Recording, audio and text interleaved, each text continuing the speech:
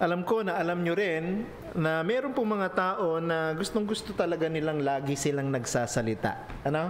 There are people who really love speaking. Some speak quickly without thinking first. No? May mga tao basta na lang, sobrang gusto nilang lagi silang nagsasalita, nauuna yung pagsasalita bago pag-iisip ng kanilang mga sasabihin. Yung iba naman nagsasalita para sa ibang tao. Hindi mo naman tinatanong, pero nagbo-volunteer silang nagsasalita in behalf of others. Minsan, they are assuming that they are always correct. Yung iba naman nagsasalita, ito nakakalungkot, yung iba nagsasalita at the back of others. Hindi nila kinakausap yung taong involved, but they are speaking with others who are not involved, and in the process, nag-spread sila ng lies, and they are eventually destroying relationships. Siguro without their intention of doing that, but yun ang nagiging resulta. Others speak too much, but others could not relate. May mga mahilig magsalita, pero hindi naman makaintindi yung kausap. Siguro nag-a-assume na naiintindihan nung kausap yung sinasabi, pero ang totoo hindi naiintindihan. Pero gusto niya lang magsalita. Pero siguro meron naman talagang iba na mahilig magsalita at naiintindihan mo naman ang sinasabi. They make sense. May mga taong ganun na when you talk with them, when you listen to them, they make sense almost all the time. Others simply love to speak nonsense. Meron naman talagang gusto lang magsalita pero wala nang ibig sabihin, wala nang kabuluhan ang kanilang sinasabi. This afternoon we'll be talking about Peter, and Peter is a disciple who loves to speak. Si Pedro ay siguro pwede nating sabihin, isa sa mga pinakasikat na alagad ng ating Panginoong Jesucristo. And he is even addressed as the champion of the apostles, or siya yung laging leader ng mga disciples. Pero there was a time in the life of Peter na pwede nating sabihin nagsasalita siya bilang isang mangmang. And there are also times in the life of Peter na nagsasalita siya profoundly. Magaling ang kanyang sinasabi, matalino ang kanyang mga salita. At one point, he spoke as a prophet of God. Sa Matthew chapter 16, verse 16. By declaring that Jesus is the Christ. Natatandaan niya yung eksena na yun? Sabi ng Panginoon, who do you think that I am? Si Pedro yung isa unang nagsalita. Mahilig talaga siya nagsasalita. Sabi niya, ikaw ang Kristo, ang anak ng Diyos. Tama ang sagot niya. But there was also a time, doon sa narrative na yan, it was a few verses after that particular incident, Peter spoke as a prophet of Satan. Bakit ko nasabing prophet of Satan? Because at that particular conversation, pinipilit niya na i-discourage si Jesus na pumunta sa Jerusalem at mamatay sa cross. Makikita natin yan sa Matthew chapter 16 verse 22. So ganyan si Peter. That's Peter, the apostle. That's Peter, the disciple of the Lord Jesus Christ. Ngayong hapon, we will look at an instance in the life of Peter where he was asked to speak. Ito ang nakakalungkot. Ito yung isang pagkakataon sa buhay ni Pedro. Tinanong siya ng paulit-ulit, gusto siyang magsalita, pero hindi siya nagsalita ng tama. It was a crucial point to declare dun sa mga taong nakakarinig what he believes about Jesus, yet instead of magsasabi siya ng katotohanan, nagsinungaling siya sa mga tao. Pero alam nyo, sa lahat ng mga alagad ng ating Panginoong Jesucristo, I think Peter resembles every other disciples, both past and present, so closely. Ibig sabihin, mas makikita at masasalamin natin yung ating sarili kay Peter kumpara sa ibang mga disciples ng ating Panginoong Jesucristo. Kaya siguro, ganun na rin yung naging impact ng buhay ni Peter, hindi lang sa mga alagad ng Panginoon noong time na nandito siya, maging sa mga alagad ng Panginoon ngayon sa ating pangkasalukuyang panahon. Our faith, ito yung isang bagay na matututunan natin sa buhay ni Peter. Our faith will be severely tested And what we say will determine the true depth of our love for Jesus. Ulitin ko yan. Ang ating pananampalataya ay susubukin at ito ay matinding pagsubok. At ang ating sasabihin ang magsasabi kung ano ang totoong lalim ng ating pagmamahal sa ating Panginoong Hesukristo. Basahin natin yung text natin ngayong hapon sa Luke chapter 22 verse 54 hanggang 62. Lucas, kabanatang 22, talatang 54 hanggang 62. Babasahin ko po sa ang Biblia. Verse 54, at kanilang dinakip siya, ang Panginoong Hesukristo, inilayo at dinala sa bahay ng pinakapunong pari. Si Pedro ay sumunod mula sa malayo. At nang makapagpaninga sila ng apoy sa gitna ng patio at makaupong magkakasama, si Pedro ay nakiupong kasama nila. Samantalang siya ay nakaupo sa liwanag ng apoy, nakita siya ng isang alilang babae. Tumitig sa kanya at nagsabi, ang taong ito ay kasama rin niya. Subalit, itinanggi niya ito at sinabi, babae, hindi ko siya nakikilala. Pagkaraan ng isang sandali ay nakita siya ng isa pa at sinabi, ikaw ay isa rin sa kanila. Subalit sinabi ni Pedro, Ginoo, hindi ako. Nang makaraan ang may isang oras, may isa pa na nagpipilit na nagsasabi, tiyak na ang taong ito ay kasama rin niya sapagkat siya'y taga Galilea. Subalit sinabi ni Pedro, Ginoo, hindi ko nalalaman ang sinasabi mo. At kaagad, samantalang siya nagsasalita pa, tumilaok ang isang manok. Lumingon ang Panginoon at tumingin kay Pedro. At naalala ni Pedro ang salita ng Panginoon kung paanong sinabi niya sa kanya, bago tumilaok ang manok ngayon, ay pagkakaila mo ako ng 3 ulit. Verse 62, at siya'y lumabas at umiyak ng buong pait. Ito po ang salita ng Panginoon. Dalawang bagay ang gusto kong bigyan ng diin sa ating pag-aaral ngayong hapon. Number 1, the piercing eyes of Jesus. Number 2, the tearing eyes of Peter. So magfo-focus tayo sa kanilang mga mata ngayong hapon. So let's look at the first major point, the piercing eyes of Jesus. Kung mapapansin niyo yung record ni Luke dito sa ating pong text ng pagkakaila ni Pedro sa Panginoong Hesukristo, it was so straightforward. Yung kwento, actually ito pong kwento na ito ay mababasa nyo rin sa Marcos, sa Mateo, at saka maging kay Juan. No? Mababasa nyo itong eksena na ito ng pagkakaila ni Pedro sa ating Panginoong Hesukristo. Pero dito sa account ni Luke, it was so straightforward that Luke almost skipped so many details entirely. Napakadiretso ng kanyang kwento. Wala nang paligoy-ligoy pa. Pero may mapapansin kayo dito na isinama si Lucas na gusto kong bigyan natin ng importansya sa ating pag-aaral ngayon. Napakahalaga nitong ilang mga detalye na ito sa account na ito ni Luke. Number 1, Peter's courage, according to Luke, was remarkable, but it was weakened by pressure. Yung katapangan ni Pedro, hindi pangkaraniwan. Kakaiba ang katapangan ni Pedro kumpara sa ibang mga alagad. Kaya lang, ito ay pinahina ng pressure, ng social pressure. No, hindi naman niya mga kaibigan yung mga nagtanong, but it's pressure outside of himself. Alam mo, at least in the very end, until the very end, Peter proved to be a true disciple of Jesus.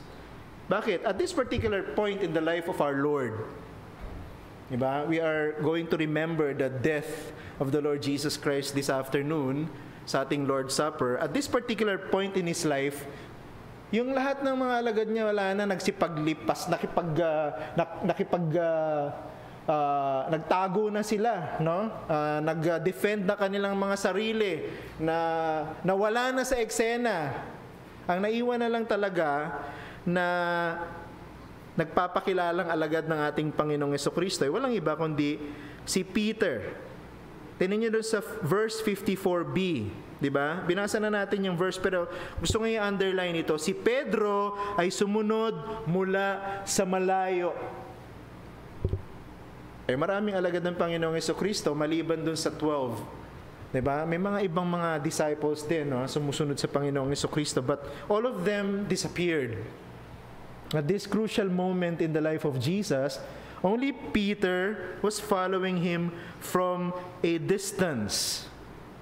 Now, we cannot be sure. Hindi natin alam kung ano yung nasa isip ni Pedro, bakit siya nandun. Ano? Bakit yung ibang mga alagad, wala na. No, nagsipagtago na. Bakit si Pedro nandun pa? Pero siguro isang bagay yung malinaw, napakatapang talaga ni Pedro. Biruin mo, inilagay niya yung kanyang sarili doon sa lugar kung saan nililitis si Jesus. Matapang talaga si Pedro. No? Biruin mo, bakit ko nasabing matapang? Kasi alam nyo, a single report ng kanyang presence dun sa lugar na kung saan nililitis si Jesus can mean immediate arrest of Peter. I know, alam ni Peter yan, no? Na pagka nalaman nilang ako ay totoong isa sa mga disciples, huhulihin din ako. Yun nga ang dahilan kung bakit nawala na yung ibang disciple, kasi hinuli si Jesus eh. Diba, nung nandun sila sa Garden of Gethsemane, nandun naman yung mga disciples eh. Pero nung dinakip na si Jesus, wala na sila. Nagsipagtago. Kasi alam nila, kung dinakip si Jesus, dadakipin nila lahat ng associated sa kanya. But Luke exposed here also, hindi, tama, matapang si Peter dyan. Siya na lang ang natitira na sumusunod sa malayo sa ating Panginoong Jesucristo. Pero pinakita rin sa atin dito ni Luke kung papaanong ang katapangan ni Pedro ay gumuho nung siya ay binantaan. O para siguro sa kanya, pagbabanta ang mga pagtatanong na ito. Note, nung kay Mateo at kay Marcos sa kanilang mga kwento, yung pong unang nagtanong, yung unang dalawang nagtanong kay Pedro, mga aliping babae. Ang term na ginamit, servant girls. Ikaw ba, pag tinanong ka na isang aliping babae, threat ba yon? Hindi naman threatening yun Alipin nga lang yun eh. Diba? Si Peter, hindi naman siya alipin. Alam niyo, may mga social status kasi doon. Pag sinabing alipin ka, nung panahon niya, you're just something like a chair or kasangkapan. You don't have a right of your own. You don't have a will of your own. You're just a thing. Babae, servant girl lang nagtanong. Una at pangalawa. Yun yan sumunod. Yung pangatlo, ang sinabi sa ibang mga records, bystanders. Yung mga nag-show-show lang sa tabi-tabi. Siguro, baka babiyahe, may kaguluhan, gustong malaman kung ano nangyari, tumigil muna doon. Mga ganon. Bystanders lang, dumadaan lang. Si Pedro, nung tinanong siya, he shrunk in fear. Tinatanong siya ng mga harmless people.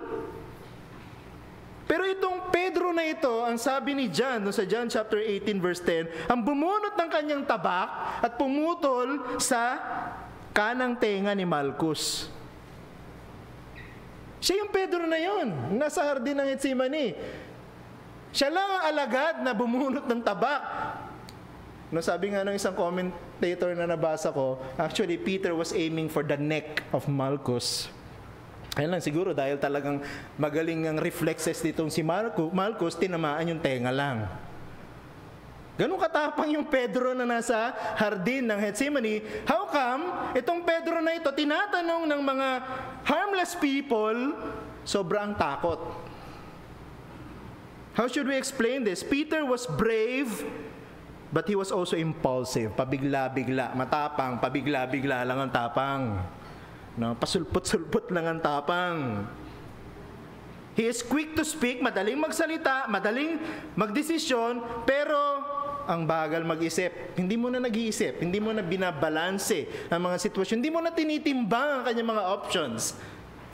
Ganyan ang Peter na ito. Outspoken, pero alam mo, madalas, pagka nagsasalita siya na hindi nag-iisip, unprepared, hindi handa. No? Kaya madalas napapagalitan siya ng Panginoong Jesucristo. Pero alam niyo, isang bagay yung pinapaalala sa atin dito about this incident, discipleship is a commitment to stay faithful until the end. Ang pagiging disipulo ng ating Panginoong Jesucristo ay isang pagtatalaga ng ating buhay, pangako na mananatili tayong tapat hanggang sa katapusan. Kahit na anuman ang pagdaanan, kahit na anuman ang hamon sa buhay, dapat hindi tayo uurong. Dapat hindi tayo tatalikod sa ating ipinangako. That's discipleship. That's what Peter didn't show us in this particular incident. Number 2 na gustong ipinakita sa atin dito ni Luke. Peter's faith was genuine, but it succumbed to confrontation. Ang pananampalataya ni Pedro ay totoong pananampalataya. Siya ay totoong Christian, pero nung siya na ikinukumpronta, ala na. Nawala yung kanyang katapangan, nawala yung gusto niyang pakilala na totoo siyang Christian, totoo siyang associated with Jesus. Alam niyo, yung pagtitiwala ay isang bagay na hindi lang alam ni Pedro. Ang pagtitiwala o pananampalataya ay isang bagay na naranasan ni Pedro. Sa lahat ng mga alagad ng ating Panginoong Jesucristo, si Pedro lang ang lumakad sa ibabaw ng tubig. Kahit na maikling panahon lang yon. None of the other disciples of the Lord Jesus Christ was brave enough to say to the Lord, "Let me walk on water like you." Siya lang. Kaya si Pedro lang ang naka-experience ng totoong ibig sabihin na magtiwala sa Panginoon. He did something supernatural. And on the other hand, at the same time, he also experienced or gained the trust of the Lord. Kasi alam nyo, sa 12 disciples, mayroong 3 malapit sa Panginoong Jesucristo. Isa si Pedro. At one instance, di ba, itong 3 na ito, iniwanan yung ibang disciples, sinama lang yung 3, pumunta sila sa isang mataas na bundok at doon pinasilip ng Panginoong Jesucristo sa 3 alagad, kasama si Pedro doon, ang totoong kahulugan ng kaluwalhatian ni Jesucristo. Pinasilip, kasi saglit lang, yung transfiguration. Diba, ipinakita ni Jesus ang kanyang kaluwalhatian. Kasama si Pedro, pinagtiwalaan siya ni Jesus, na-experience niya yun. But at this particular point, ang nakakalungkot, he only trusted himself. Nagtiwala lang sa kanyang sarili at ang naging resulta, ipinagkaila niya, nakilala niya si Jesus. Tandaan ninyo, dun sa Mateo, kabanatang 26, talatang 35, ganito nakasulat. Sa Tagalog translation, sinabi ni Pedro, kahit kinakailangan ako'y mamatay na kasama mo, ay hindi kita ipagkakaila. Sinabi niya yan. Ganon siya katapang, ganon siya ka-impulsive, ganon siya ka-mabilis magsalita, hindi nag-iisip. Pero dumating na siya doon sa sitwasyon na sa tingin niya, nasa panganib ang kanyang buhay, wala na, mas naisip niya na yung sarili niya. Nagkaila siya. When he was confronted not by death, hindi naman siya tinanong ng kawal eh. Aliping babae lang at saka mga bystanders ang nagtanong sa kanya. Hindi pa nga ibig sabihin nun, huhulihin siya eh. Tinatanong lang siya. Hindi pa kasama kanyang Jesus na yon? Ang pwede lang mangyari dun sa tanong ng mga slave girls at ng mga bystanders, ma-expose na si Peter ay disciple ni Jesus Christ. Pero alam niyo sa Mark chapter 14 verse 71, di ko na sinulat dyan. Pero it's another account of this particular incident. Doon, sinabi pa nga ni Marcos, he invoked a curse on himself, swearing that he didn't know Jesus. Wala yun sa Matthew, wala yun sa Luke, wala yun sa John. Si Mark lang ang naglagay ng detalye na nung tinanong siya sa huling pagkakataon, di ba, kasama ka ni Jesus, he even cursed himself, invoked a curse. Parang sa lingwahe natin, mamatay na ako ngayon. Sa kinatatayuan ko, lumubog man ako dito, o tamaan man ako ng kidlat ngayon, hindi ko kilala ang Jesus na yan. Ganon katindi ang nangyari dito. Si Pedro ay totoong Christian, but his weak spot was attacked and he feared for his life. Alam niyo, ang pananampalataya niya ay sinubok at napatunayang marupok. Ang ating pananampalataya bilang mga Kristiyano, paalala ko lang po sa ating lahat, hindi po impregnable ang ating faith. Totoo na ang ating kaligtasan ay hindi mawawala. No? Totoo na ang sino mang nagtiwala kay Jesus bilang Panginoon at tagapagligtas, ang kanyang pananampalatayang binigay na yan ay mananatili hanggang sa katapusan ng panahon. Pero hindi ibig sabihin yan na yung ating pananampalatayang nagpapatotoo sa ating kaugnayan kay Jesus, hindi magka-crumble. Si Peter nga, nag-crumble Tinanong ng harmless people Wala namang banta talaga sa buhay. Pinagkaila si Jesus So anong lesson dyan? We should put our faith in Jesus and never to ourselves. Ano ibig sabihin ng discipleship, no?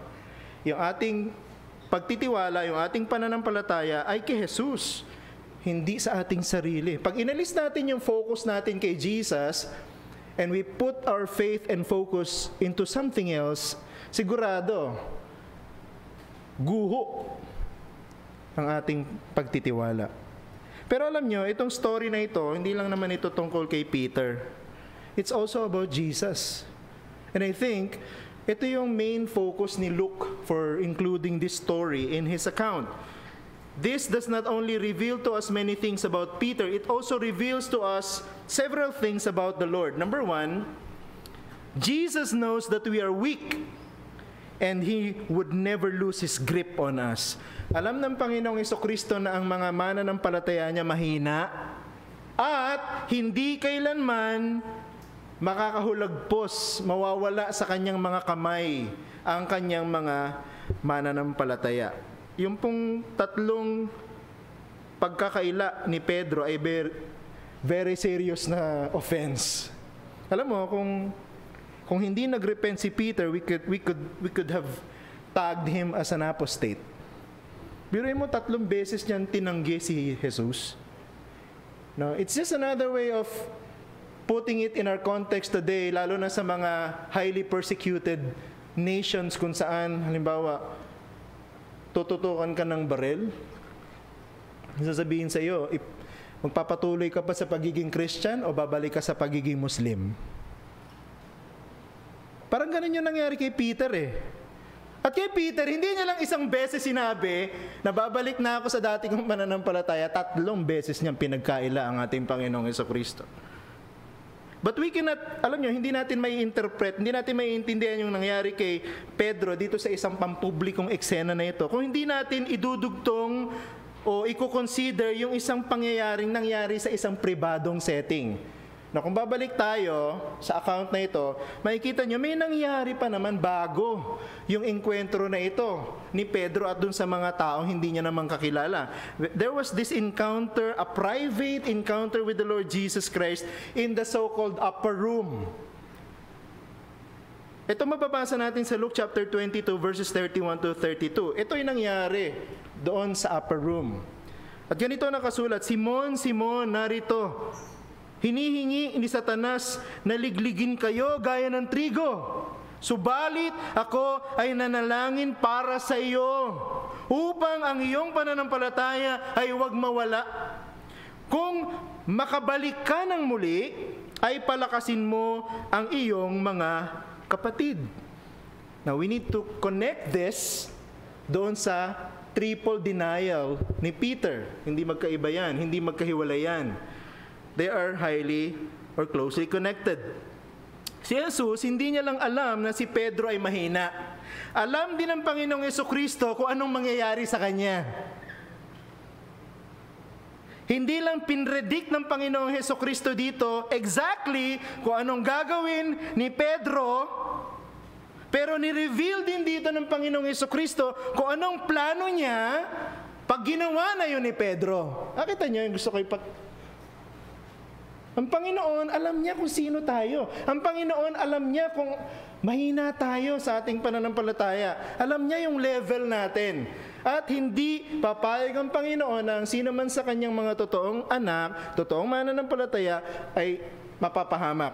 Dito, ang linaw-linaw, sinabi ng Panginoong Jesucristo. Titilaok ang manok, pero bago mangyari yung 3 beses mo kayong pagkakaila. Pero may assurance na binigay ang Panginoong Jesucristo sa kanya. You will not fall away from your faith. Hindi ka tatalikod sa iyong pananampalataya. Why? Because the Lord will never allow it to happen. Si Satan gusto niya yon, ang mga totoong Christian, tumalikod sa pananampalataya. But the Lord Jesus will never allow that to happen. Ang Panginoong Jesucristo, siya ang nagbigay sa atin ng totoong pagsampalataya. Siya rin ang nagbigay sa atin ng lakas para magpatuloy na manampalataya. Ang Panginoon ay hindi nagsisimula sa atin ng isang bagay na hindi niya kayang tapusin. We are forever safe in the hands of Jesus. That's one thing that we can learn from Peter. Pangalawa na pinapakita sa atin dito about the Lord Jesus Christ, Jesus thinks about us more than He thinks about Himself. Yun yung second thing about Jesus dito sa story na ito. Si Jesus, mas iniisip niya tayo kesa ang kanyang sarili. Bakit ko nasabi yan? I want you to notice kung paano dinugtong ni Luke yung verse 60 sa verse 61. Hindi ko nilagay dyan, pero tingnan nyo sa inyong mga Bible. While Peter was still trying to deny the Lord for the 3rd time, binasa natin kanina, while he was trying to deny, ibig sabihin, in the process pa lang siya ng pagdi-deny, tumilaok yung manok. Di pa siguro siya tapos magpaliwanag na hindi ko kilala yung Jesus na yan, tumilaok na yung manok. And at that particular point, ang sabi doon sa verse 60 to 61, the Lord turned and looked at Peter. Very important yung point na yan.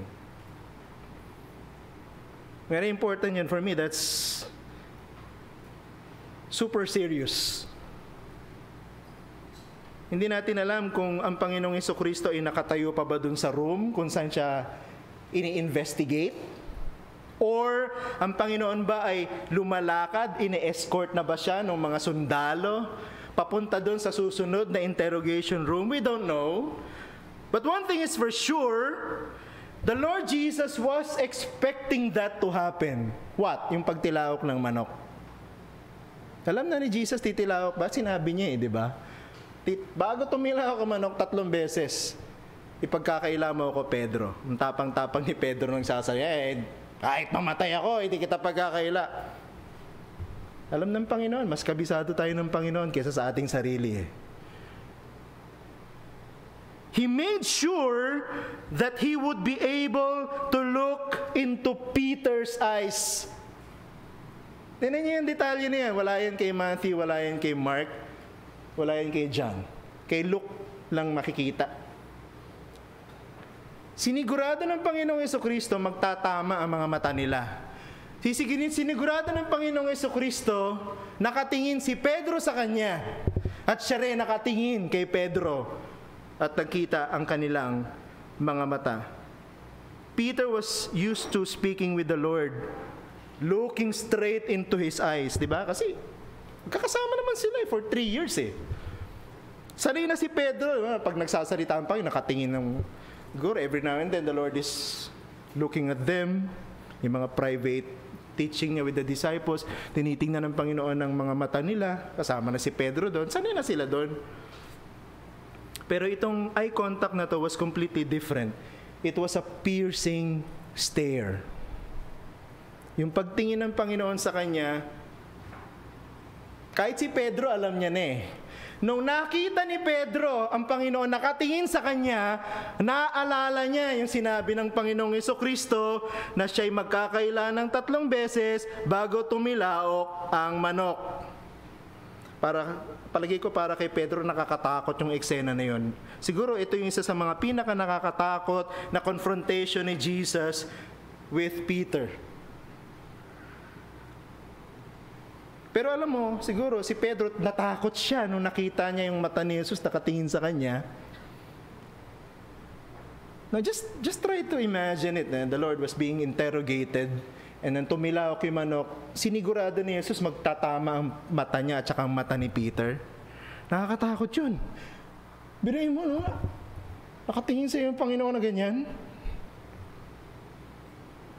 Pero para sa atin na tumitingin from a different point of view, alam mo, para sa akin, yung pagtingin ng Panginoong Jesucristo, hindi pagtingin ng parang nanlilisik yung matang ganon. Hindi ganon ang tingin ng Panginoon. I think it's a deep love for Peter, sin in the eyes of Jesus. It was a very hard time for him, for the Lord Jesus Christ. Bakit? Kasi siya yung ini-investigate. Siya yung pinapahirapan. Siya yung, biruin mo, maraming mga, at the context, di ba, maraming mga gumagawa ng mga kwento, nagtatahi ng mga kwento, misquote sa Panginoong Jesucristo, binayaran para lang magsinungaling, para siya mapatunayan. Ang hirap ng situation na yon. Pero ano mo, the Lord, while that is happening, was thinking of Peter. He was thinking of Peter. Habang siya ay hinahatulan, habang siya ay ginigisa sa hukuman ng mga Hudyo, bukod pa yung hukuman ng mga Hentil, mga Romans, he was thinking of Peter. Just imagine that, mga kapatid. Just imagine that. He was so focused on his thoughts about Peter that he made sure that their eyes would meet. Wala naman iba explanation dun kung bakit hinanap ni Jesus si Peter. He was thinking of Peter. Iniisip niya nasan si Peter. Alam niya kung nasan si Peter at tiniyak niya magtatama ang kanilang mga paningin. Here we are given the assurance that though we do not see the Lord, He is thinking of us. Di ba, no? Yun yung pinaka-immediate na application nun sa atin, mga kapatid. Bagamat hindi natin nakikita ang Panginoon ngayon dito sa mundo, nandun siya sa langit, pero iniisip niya tayo. Iniisip niya ang lahat ng mga mananampalatayang totoo. He was preoccupied with what is happening with us here on earth while He is there in heaven. He loved us as deep as He loved Peter. He knows our weaknesses. Alam ng Panginoong Jesucristo yung mga time na nag-struggle tayo sa temptation at alam din ng Panginoong Jesucristo yung mga time na nahuhulog tayo sa temptation. Alam ng Panginoon yung mga panahon na pinagkakaila natin Siya. Alam mo, maraming beses ginagawa natin yan. Pinagkakaila natin ang Panginoon na hindi natin Siya kilala. Sa papaanong paraan? Alam nyo, yung simpleng pananahimik. Listen to me very carefully. Yung mga nandito at mga nanonood. Yung pagtahimik natin at hindi natin pagpapakilala ng ating pananampalataya sa mga panahon, sa mga pagkakataon na kailangan ito is a denial of the Lord Jesus Christ.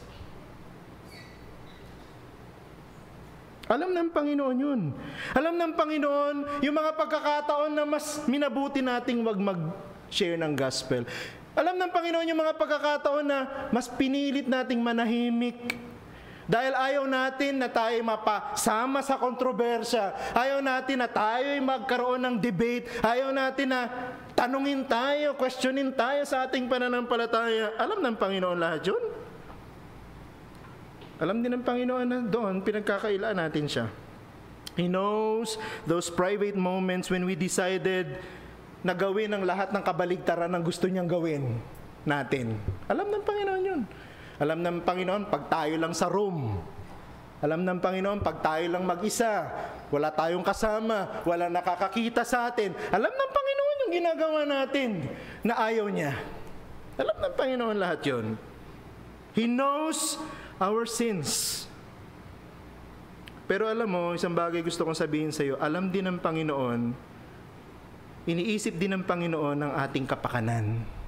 At ginagawa ng Panginoon ang lahat ng dapat para manatili tayo sa Kanya. Ginagawa ng Panginoon ang lahat ng makakaya niya para magbalik tayo sa tamang daan. Alam ng Panginoon kung anong kailangan natin para mapatawad. Binigay niya ang kanyang buhay sa krus. Alam ng Panginoon kung anong kailangan natin para magkaroon tayo ng pag-asa na buhay siya muli mula sa mga patay.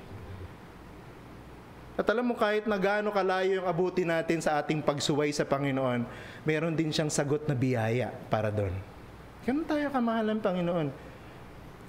Kung paano tiningnan niya si Pedro at nakita at naisip ni Pedro ang kanyang pagkakamali, ganun din ang pagtingin ng Panginoon sa atin sa pamamagitan ng kanyang salita ngayon. Sa pagde-devotion mo, nakikita mo sarili mo, ako ba ito? Ang mata ng Panginoon tumitingin sa iyo sa mga pagkakataon na yon habang ikaw'y nagbabasa ng kanyang salita. Now, let's look at the second point para dire-diretso yung connection. Nakita natin yung piercing eyes ni Jesus. This time, let's look at the tearing eyes of Peter. Alam mo yung story ni Peter at ng kanyang pagkakaila sa Panginoong Jesucristo, hindi naman ito nagtapos sa kahihiyan. Hindi ito katulad ng nakakahiyang karanasan ni Judas Iscariot. Alam niyo yung nangyari kay Judas? Hindi natin siya pag-uusapan ngayon, pero napakaraming obvious similarities sa nangyari kay Peter at saka sa nangyari kay Judas. But, to be sure, meron ding malinaw na differences sa kanilang dalawa. To be sure, ang ginawa nitong dalawang lalaki na ito ay seryosong kasalanan.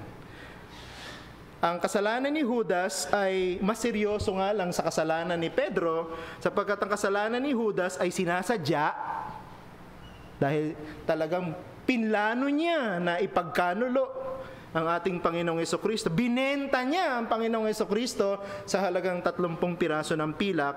So that is very damaging. That's a condemning sin.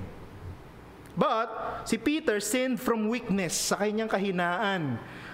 Doon ba yung pagkakataon na marupok siya? Doon sa pagkakataon na siya ay biglang pumasok sa matinding pagtukso, kaya siya nahulog sa pagkakasala. I think that's one of the things na dapat maging malinaw sa atin pag kino-compare natin si Peter at saka kay si Judas. However, they both failed their Lord. Pareho silang nagkamali. Pareho nilang binigo ang ating Panginoong Jesucristo. Both Peter and Judas were confronted with the foolishness of what they have done. Alam mo yun, yung sa kabila ng lahat ng kabutihan ni Jesus sa kanila, sa kabila ng lahat ng pinakita sa kanila ni Jesus na katotohanan patungkol sa Diyos at sa kanyang kaharian, gumawa pa rin sila ng bagay na, alam mo yun, binigo nila ang Panginoong Jesucristo. Si Pedro at saka si Judas, pareho silang nagpakita ng kalungkutan, pareho silang nagpakita ng remorse dahil sa kanilang betrayal. But they have chosen different paths after that. Diba? Pareho may remorse si Peter at saka si Judas, pero magkaiba yung kanilang direksyong tinahak after ng kanilang remorse. Yet, Luke highlighted one thing about Peter that Judas failed to show. Tingnan yung verse 62, ating text. At siya ay lumabas at umiyak ng buong pait. Mababasa niyo yung eksena patungkol sa pagbabago ng isip ni Judas Iscariot sa Matthew 27, pero wala kayong makikita doon na pinakitang eksena na si Judas ay humagulgul sa pag-iyak niya dahil sa kanyang kasalanan. Wala. It was only Peter as siya'y umiyak ng buong pait. Alam niyo yung ginamit ni Luke na salita dyan sa original? Ito yung salita na ginagamit nila to describe a person who is grieving for a dead loved one. Ganon katindi yung pait ng kanyang paghagulgol, ng kanyang pag-iyak, parang may namatay na isang mahal sa buhay. Ganon kaseryoso. It was so bitter. It was so sorrowful. They were tears showing the cowardness of Peter. Alam mo kung anong pinapakita ng kanyang pagluha? Duwag si Pedro. Hindi natin madedenay na ang Panginoong Jesucristo na disappoint kay Peter at that particular point. Alam ng Panginoon, pagkakaila siya ng 3 times, sino ba naman di madidisappoint? Diba tayo lang trusted friend natin pag nabalitaan nating nagkukwento ng mga secrets natin dun sa hindi naman dapat makaalam. Di ba? Ang sakit nun. Ganon. Na-disappoint si Jesus kay Peter. But Peter cried, I believe, because he was so disappointed about himself. Kaya umiyak si Pedro dahil, di ba sabi doon, nung makita niya na nakatingin si Jesus sa kanyang mata, naalala niya yung sinabi ng Panginoong Hesukristo sa kanya na bago tumilaw kang manok, ipagkakaila mo ko ng 3 beses.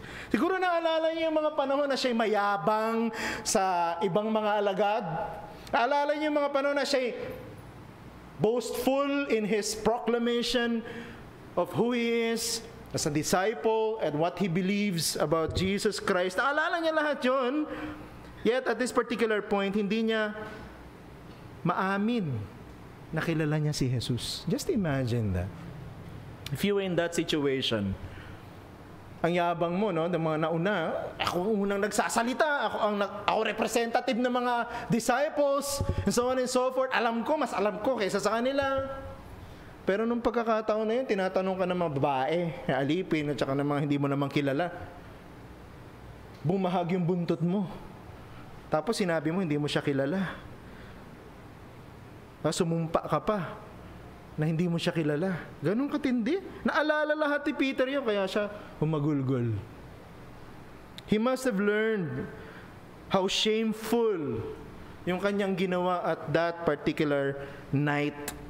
Hindi na siya makapagsalita at this particular point. Bagamat mahilig siya magsalita, hindi na siya makapagsalita. Wala na siyang nagawa kundi humagulgol. Umiyak ng buong pait. Both Peter and Judas were confronted by their sins. Pero ito maganda kay Peter, siya lang ang nagkaroon ng tamang response doon sa revelation ng kanyang kasalanan. Kasi yung pagtingin ni Jesus sa kanya, it's another way of saying, di ba, Jesus is revealing to him his sin. At na-realize niya yun. At ang maganda kay Pedro, tama ang kanyang response. Bagamat sila ay parehong sorrowful, pareho silang nagkaroon ng remorse sa pagkakamali na ginawa nila, pero si Pedro lang ang nagsisi. Yan ang kagandahan kay Pedro. Kaya si Pedro, totoong Christian, si Judas, hindi. Bakit? Kasi pareho silang na-confront na kasalanan nila, parehong na-reveal ang kanilang sin, pero anong naging response ni Judas? Nagpatiwakal siya, di ba? Nagbigti siya eh. Hindi siya bumalik kay Jesus. Pero si Peter lamang ang totoong nagsisi. We can learn 2 things from this incident. Number 1, Peter's bitter tears should remind us to think about what others believe and not only what we feel. Alam mo yun, yung mapait na pagluha ni Pedro ay nagpapaalala sa atin na mahalaga kung ano yung pinaniniwalaan ng iba kaysa sa nararamdaman natin. Ano ibig sabihin? Totoo, si Pedro, kinonsider niya yung iniisip ng ibang tao nung gabi na yon. But, iniredirect niya yung kanyang attention, yung priority niya sa kanyang sariling kaligtasan, nalimutan niya na yung reputation ni Jesus. Yun ang nangyari dyan eh. O tama, sanabi ng 2 babaeng alipin tsaka ng mga standby doon. Di ba kasama ka nung Jesus na yan? Yan ang paniniwala nila. Kasama ka niya. Isa ka sa mga alagad niya. Pero anong ginawa ni Peter? Naisip niya yung sarili niya. Naku, delikado ako dito. Yari ako dito. Mapapahamak ako dito. Susumbong nila ako. Anong ginawa niya? Pinagkailangan niya ang Panginoon. Nakalimutan niya yung reputation ni Jesus. Mas mapait yun eh. I think mas mapait yun sa karanasan na ginawa ng ibang maalagad na nung hinuli si Jesus, nagsipagtaguan na sila. Mas mapait yung ginawa ni Peter. Kasi pinagkaila niya ng 3 beses ang Panginoon. He decided to deny the Lord because he became selfish. Nakalimutan niya yung reason kung bakit nandun siya nung gabi na yun. Nakalimutan ni Pedro, bakit nga ba ako nandito? Bakit nga ba ako sumunod kay Jesus dito? Ano ang dahilan kung bakit ako dito? Nakalimutan ni Pedro, meron siyang ibang dahilan kumpara dun sa ibang mga taong tambay lang doon. Meron siyang ibang dahilan kung bakit nandun siya sa parehong lugar, parehong oras kung saan nandun si Jesus. He was there as a disciple of the Lord Jesus Christ, not just a bystander. Nandun si Pedro, hindi lang siya standby doon. Nananguusyoso at nakikichismis.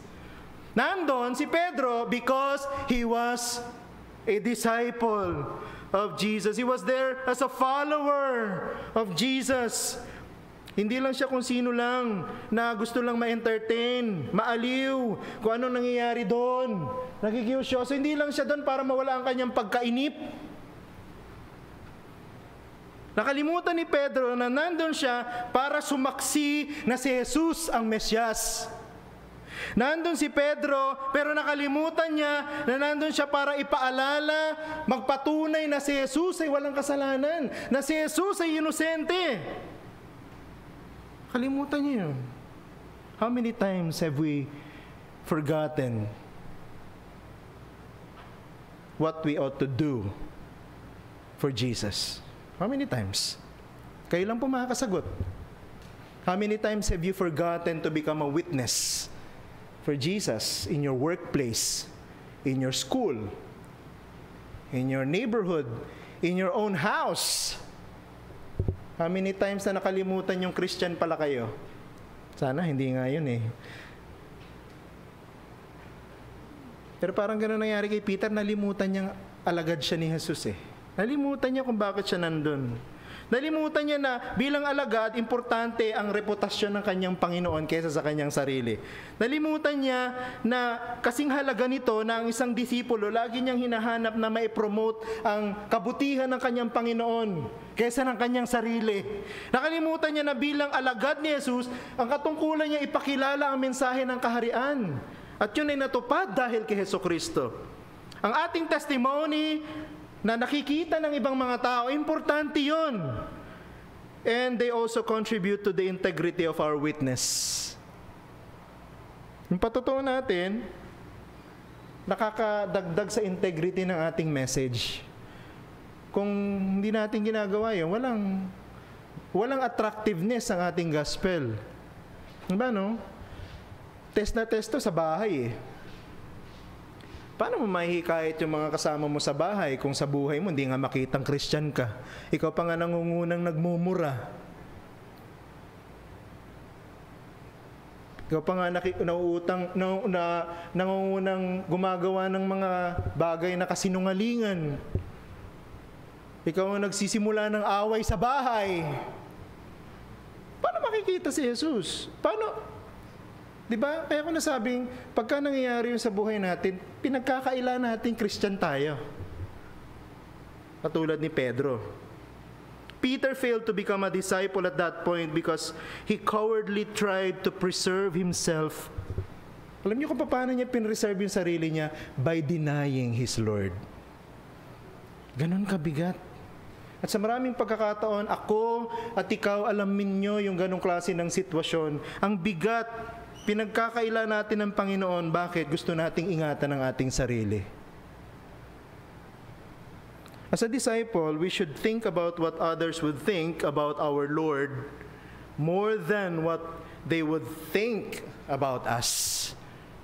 Diba? Hindi yung sarili natin ang mahalaga, kundi anong iisipin ng mga tao nito. Anong paniniwalaan ng mga tao na to patungkol sa Jesus na sinasabi mong Panginoon. Anong iisipin ng mga tao na ito patungkol dun sa gospel message na sinasabi mong paraan ng kaligtasan ay si Jesus. Nakuha niyo po yung point? Kung ang ating pong pagiging duwag, kung ang ating pong pagiging mahina, kung yung ating pong pagkakaila sa Panginoon, ang nakikita ng mga tao, mas paniniwalaan nila yun. Pangalawa, Peter's bitter tears should show us the difference between repentance and remorse. Yung mapait na pagluha ni Pedro dapat magpakita sa atin ang pagkakaiba ng pagsisisi at yung pagiging, alam mo yun, pagiging sorrowful, pagiging sobrang kalungkutan dahil sa ating kasalanan. Alam mo, remorse is a feeling of regret that may lead to many tears. Alam mo yun, yung sana hindi ko ginawa yun. Sana iniwasan ko yun. Sana napigil ko yung dila ko. Sana napigil ko yung aking, alam mo yun, sana hindi ko ginawa. At minsan, sa sobrang pag-iisip natin, sobrang kalungkutan natin, wala na tayong magawa kundi umiyak. Remorse ang tawag dyan. Yet, it never makes a lasting difference in anyone's life. Hindi kasi sapat na umiiyak ka lang dahil natuklasang may kasalanan ka. Di ba minsan ganun, no? Pag sa bahay lang, makikita mo yung totoo yun na sino ang kumain, no, ng pinakaiingatang biskwit na nakalagay doon sa eskaparate. Alam mo na yun, kung sino yung unang umiyak, siya ang may kasalanan. Natuklasan no? Yung ginawang kasalanan, remorse ang tawag doon. Pero alam mo, pagka ganun lang, walang lasting effect yun. Pagkatapos ng luha, wala na, balik na sa dati. Repentance, on the other hand, may lead to many tears, pero hindi humihinto sa pag-iyak. Ang totoong pagsisisi, kasama nito at resulta nito ang pagbabago ng buhay dahil pipiliin niyang sundin ng Panginoon mula sa araw na iyon. Yan ang repentance. Yan ang pagsisisi. Pablo, tama sa sinabi niya sa 2 Corinthians chapter 7 verse 10. Ganitong sinasabi sa ang bagong Biblia. Sapagkat ang kalungkutang naaayon sa Diyos ay nagbubunga ng pagsisisi tungo sa kaligtasan na hindi ipagdaramdam. Subalit, ang makasanlibutang kalungkutan ay nagbubunga ng kamatayan. Nakita niyo yan? Yung totoong maka-Diyos na pagsisisi, nagbubunga ng totoong pagbabago ng buhay. Yung makunwari, nagbubunga ng kamatayan. So, ang pagluha natin, dahil natuklasang tayo may kasalanan, pwedeng nagre-regret ka, pero hindi ka naman talaga nagsisisi. Pero yung totoong nagsisisi, kaya siya umiiyak. Yun ang nangyari kay Peter. Nagsisisi siya, dahil naalala niya yung lahat ng ginawa, at sinabi ng Panginoon sa kanya, kaya siya nagsisi, nagbunga sa kanya ng pagbabalik sa Panginoon. The saving response to sin is repentance, not just remorse. Kaya walang silbi yung pag-iyak. Alam mo yan, yung laging lumuluha. Nakikinig lang sa preaching ng Word of God, lumuluha. Hindi pala siya lumuluha dahil may remorse, lumuluha dahil antok na. Hikab ng hikab. The saving response to sin is repentance, not just remorse. Sabi yun ni J.C. Ryle, remorse can make a man miserable just like Judas Iscariot, but it cannot do anymore, or it can do no more. It does not lead him to God. No? Pwede daw yung remorse, diba, katulad ni Judas Iscariot, maraming pagluha, miserable ang tingin niya sa sarili niya, pero hanggang doon na lang. Bakit? Hindi siya bumalik sa Diyos. Yun ang ginawa ni Judas. Hindi natin alam kasi walang record. Malay mo, humagulgol din si Judas. Hindi natin alam. Pero ang problema sa kanya, binigti niya yung sarili niya. Tapusin ko na nga lang itong problema na to para wala na. Ayun ang inisip ni Judas. Nasaan si Judas ngayon? Nasa lugar ng kapahamakan. Repentance, on the other hand, does lead a man to God. He is consciously sorry tungkol sa kanyang ginawang kasalanan laban sa Diyos, pero nagtitiwala siya na ang kanyang kasalanan may kapatawaran. Yan ang repentance. Alam niyang mali, nagsisisi siya, lumuluha siya dahil sa kanyang kasalanan, pero meron siyang pagtitiwala sa pangako ng Diyos na ang sino mang magsisisi ng kanyang kasalanan, patatawarin. Yun ang pagsisisi. Alam mo, dapat maging emotional tayo pag gumagawa tayo ng kasalanan. Alam mo kung bakit? Dahil sinasaktan natin ang Panginoon Hindi masamang lumuha. Maganda nga, dapat lumuluha tayo pagka nare-realize natin nagkakasala tayo sa Panginoon. Bakit? Because we are hurting Him. Yet, we should be objective as we deal with our sins. Hindi lang puro emotions. Remorse should stop at the moment that we have repented of our sins. Pagka nagsisi ka na, huwag ka nang umiyak. Kasi pag nagsisi ka na, alam mo, pinatawad ka na rin ng Panginoon. Diba? So tama na, tahan na sa pag-iyak. kapag ika'y nagsisi na sa iyong kasalanan, sapagkat pinatawad ka na rin ng Panginoon. We do not just admit that we have sinned, we also must move on with a strong determination na iwasan na yung kasalanan natin na yun, at nagtitiwala tayo sa Panginoon, tutulungan niya tayong magawa ang gusto niya. Yun ang repentance. Yun ang ginawa ni Peter. Yung kanyang pagluha ay pagluha ng totoong pagsisisi, sapagkat alam natin, doon din mismo sa sinabi ng Panginoon, pag bumalik ka, natandaan sinabi niya, gusto ka ni Satan na kuhanin, pero hindi ka mahuhulog sa kanyang mga kamay. Pero, pag bumalik ka, ibig sabihin, hindi mawawala si Pedro sa kamay ni Jesus, pero magkakasala siya dahil pinagkaila niya ang Panginoon. Pero sinabi ni Jesus, pag bumalik ka, tulungan mo yung mga kapatid mo sa kanilang pananampalataya. Ibig sabihin, ang totoong Christian, may remorse, may kalungkutan, may pag-iyak dahil sa kanyang pagsisisi. Pero hindi hinto dun Babangon siya, lalakad siya ng pasulong sa direksyon ng Panginoon. Magpapatuloy siya sa kanyang pananampalataya. The tearing eyes of Peter was a demonstration that he was in his mind thinking about true things. Umiiyak siya ng mapait because he realized what he has done. In other words, yung kanyang pagluha ay produkto ng tamang pag-iisip. Alam mo, minsan umiiyak tayo kasi iniisip natin ang sarili natin, ang tawag doon self-pity. Alam yan, yung nanto ka sa isang sulok, nagmumukmuk ka, iyak ka ng iyak. Pero hindi ka umiiyak dahil na-realize mo yung kasalanan mo, naiiyak kasi naaawa ka sa sarili mo. Hindi ganun yung nangyari kay Peter. Hindi siya nagsa-self-pity.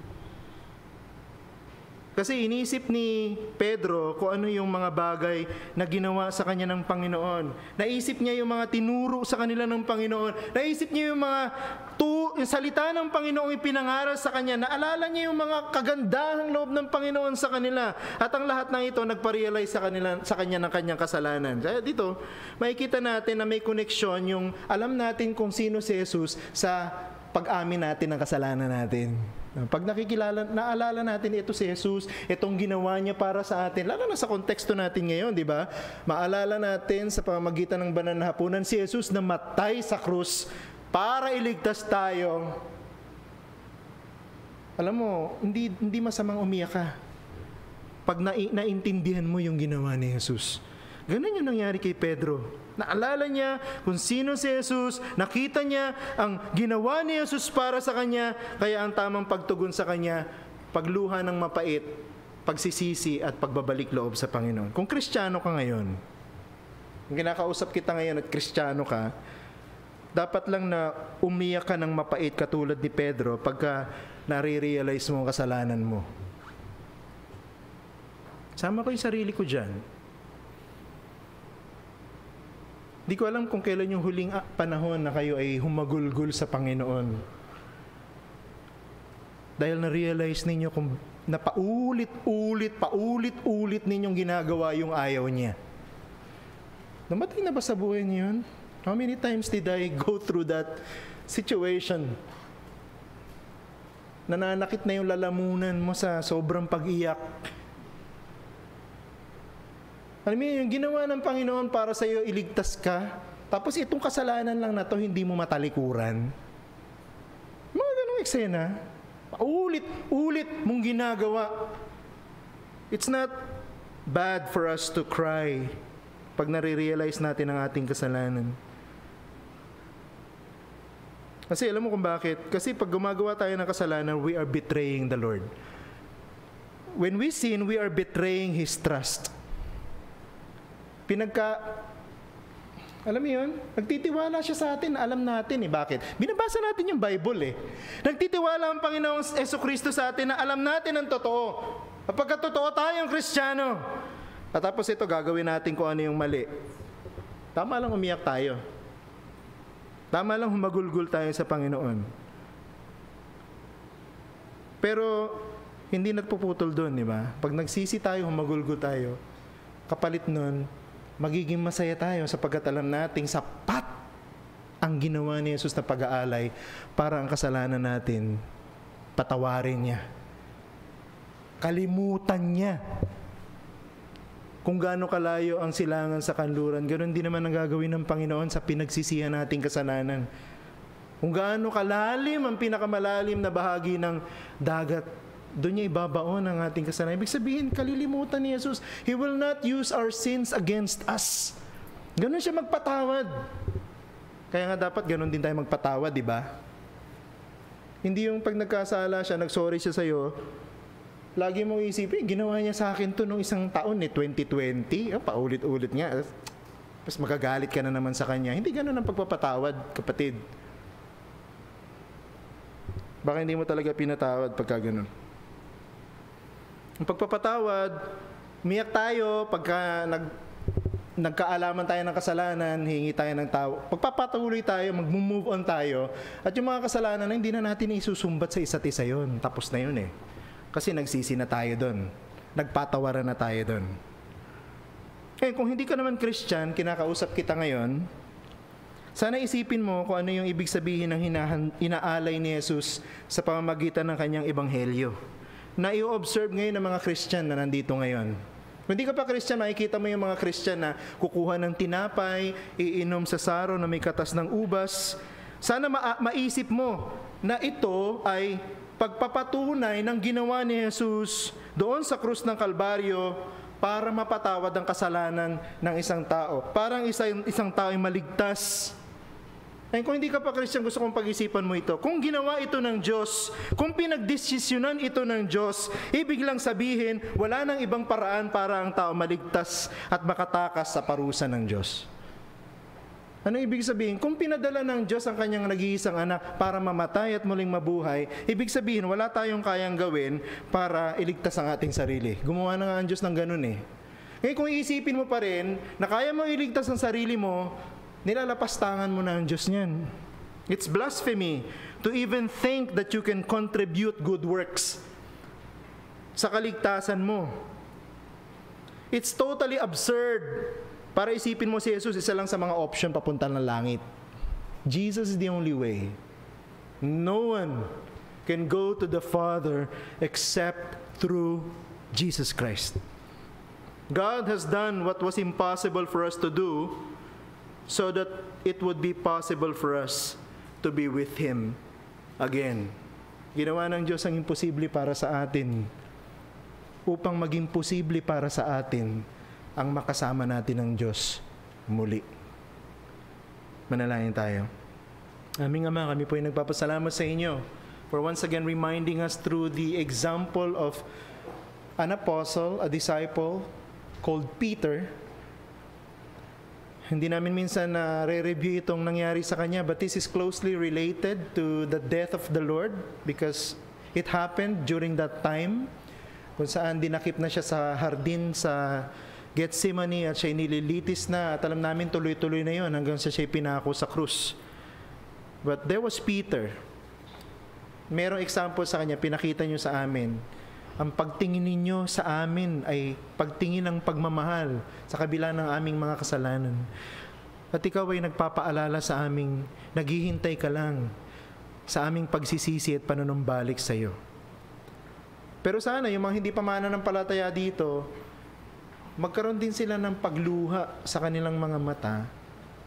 Ito yung pagluha ng pag-amin sa kanilang sariling mapapahamak sila kung wala si Jesus. At pag-amin na pinipilit pala nilang iligtas ang kanilang sarili pero wala pala itong saysay. Ito pala sanang pagluha ng mapait na nagsasabi sila sa iyo. Nagsisisi sila. At gusto nila si Jesus na magligtas sa kanila. Sana tulungan mo sila. Lumapit sila sa iyo ngayon. Sila na nandito, sila na mga nanonood. Sana sa celebration namin ng Lord's Supper, makita nila ito.